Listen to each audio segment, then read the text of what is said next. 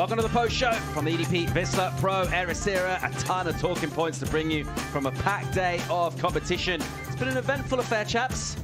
Yeah, there's a lot to unpick. Paulie Evans, 18 heats. That's a lot of surfing, good waves, incredible day at the beach. So yeah, I can't wait to sort of get to the nitty-gritty of it. Been some surprises, a few upsets as well. You get that on the big jobs. Yeah, especially on these kind of conditions. This wave is a tricky one, so you'll see a lot of upsets on this one. All right, well, before we get to those talking points, let's go and hear from the winner of the last heat. Eduard Grodja is with Joanna Garnell.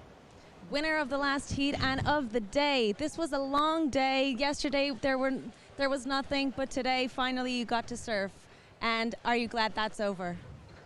Yeah, I'm super. I'm very happy with my performance in my heat. The last heat of the day. So the wave is now a little bit small, and yeah, I'm very happy. They passed my heat in the first. So yeah, that's it. Let's go to the next heat, and I'm very happy. How do you find the good waves? Oh yeah, it's good. No, so because my wave is not good. I think because not strong, big but not strong. So yeah, I just happy with my. Do you want to say a few words in Portuguese for everyone watching back home? Bom, tô o dia inteiro aqui, bem cansado, o pessoal aqui atrás metendo louco aqui. Mas, pô, essa bateria foi bem difícil. Não sei nem muito o que dizer, eu só fui pegando onda ali, surfando, e minha prancha não senti que estava muito boa nas ondas que eu peguei, maior, e estava um pouco mais gorda. Mas eu também não escutei muito bem como é que estava a situação. Fiquei um pouco adrenalizado, porque cheguei aqui agora perguntando para ele se tinha passado ou não. Mas deu tudo certo e é isso, vamos que vamos para a próxima. Well, Edgar was saying that it was a long day. He's very tired. There was a few issues with his board, and he was very confused. He didn't even know that he won first place, but he won, and he's very happy. Back to you guys. All right, thanks, Joanna. A big performance from him out of a tight heat to get out of that one. Philippe, I just want to, before we get to our top 5 moments, just kind of overall takeaways from today. What was key to successful performances, making it through heats, winning them today? For me, it's yeah, here in Ribeira, it's always the same. Choosing the right waves. If you choose the right waves, you're gonna, even if you're a better surfer or worse surfer, if you get the right waves, you're gonna get through heats. And this wave is really tricky, and it's really hard to read the lineup. And so, if you get the right waves, you're gonna get through. Ben, in terms of what you saw today from conditions, also from performances as well, how would you just sort of rate the overall standard of things on the Challenger Series? Good, yeah, very high performance. I mean, there was some standout performances. I think the waves today sort of evened out. You know, in terms of standard deviation, it was quite a thin bulge. But you know, I thought some people made mistakes in waiting too long. I think people were overly patient. If it was anything that people made the mistakes that lost their thing. But yeah, there was some really high moments of quality. And when those sections sort of presented themselves, they really took advantage of them, which is high quality surfing. All right, let's take a look at some of our top 5 moments of the day. Quite a lot of talking points to pick through, but obviously surfers with big performances, getting big scores, generally get the nod towards that. Our moment number 5, it was one of our young American surfers who just came with so much power, Ben. Yeah, Cole Hauschman, sporting a leopard hairprint, came into this event always with so much power, so much style, and this wave was just really linked. He just lost, even there, he lost his footing, but regained really quickly. He was throwing a lot of spray. This offshore breeze was on early in the morning. That made life actually more difficult than even onshore breeze, as my good mate Philippe Jarvis explained to me. But he just kept banging down the line, and every time he found a section, he would throw buckets of spray, and the judges like that. That means the rail's engaged. And he just kept going when he liked it. You see it from this angle, bang! It's the spray that comes off the wind that makes it so impressive. Almost looking more like Ramsey than Ramsey with some of those turns. Yeah, Ramsey. And obviously, we're going to probably get to upsets later in the day. Ramsey's one of those that went. But yeah, the Giffy footers, wasn't a whole lot of them. And there wasn't that many that made an impact. But Cole Hauschman was definitely one of the standout performers. And he looks calm. He looks like he's enjoying himself. Got a good little crew he's hanging with the Mike Myers gang. Traveling with Zeke Lau. They've got a good little bubble. And yeah, he'll be dangerous this week. Mark my words. All right, big performance there from Hausman. Noman, number 4, is a guy that maybe you would have heard of through free surf clips before we saw him in competition.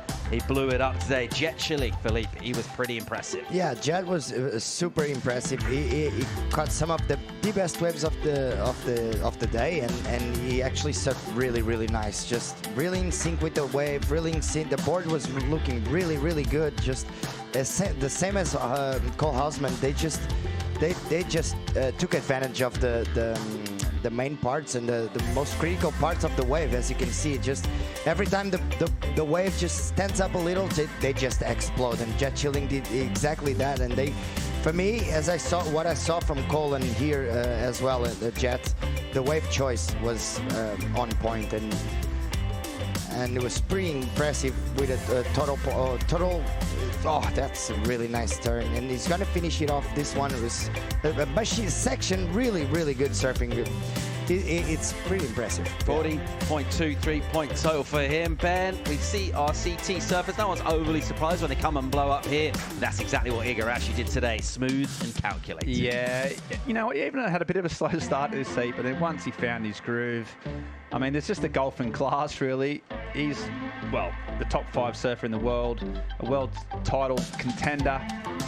He knows this wave. He lives up on the hill, and he showed up. He only got in yesterday, but he just showed up with some smooth, polished. You know, he didn't push the boat out too much. He didn't need to, because when he surfs like this, he can get 7s in his sleep. Always finishing off, no mistakes, a bit of flair, a bit of excitement, calculated, great surfing. Plenty of upsets through the day, but the big one here, and it was a collective gasp from our Portuguese crowd. Frederico Moraes going out, Philippe.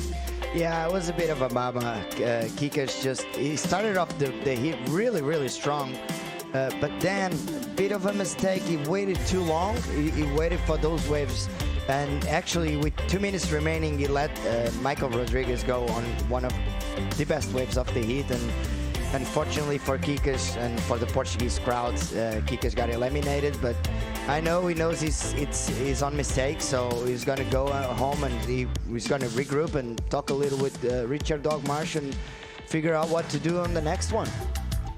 Hard loss to take when it's not self-inflicted, but I think he made a few crucial errors, which is not, you know, not his MO. It's not what he does. That's one of his real strengths. So just to make a couple of clutch errors, he was needing a 4.8. He thought he got it.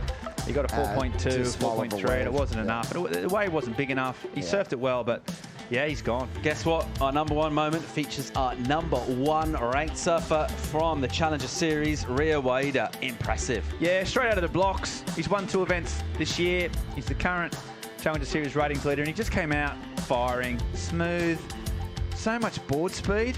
And, you know, these fat sections, that's the challenge of this wave. You know, there's fast sections and there's slow sections, and they often come at unpredictable parts of the reef, and he just mows it through the flat sections. And then when he hit the, you know, the steep sections, he's putting the afterburners, and he looks great. The boards are looking good. He's got confidence. And, you know, that was the only mistake he made, but he never looked like losing his heat, and I just think he's really ready for another big result. Yeah, we've broken down those stats. I mean, you know, he's not 100% confirmed, but he's basically in for next year. And I just wonder how that can sort of help you surf with more confidence, not feeling the pressure of a lot of the other surfers in and around the bubble. Well, when we called this, Philippe said he's surfing with freedom, and that only comes with that confidence and that ability to back himself. And, you know, he hasn't got the weight of the world on his shoulders, and you know, he's probably got another 5-10% on him, and he can rattle some cages. I really like the way he surfs. I think his surfing suits this wave, and so yeah, look out. Just opening day of competition, loads more surfing yet to come, but from what we've seen so far, it does seem to be like those surfers making good choices, as you mentioned, Philippe, but also having to flare up for our judging panel. It is hard to get good scores out here. You will need to bring your best, and that's what's going to take to get on the championship tour, right?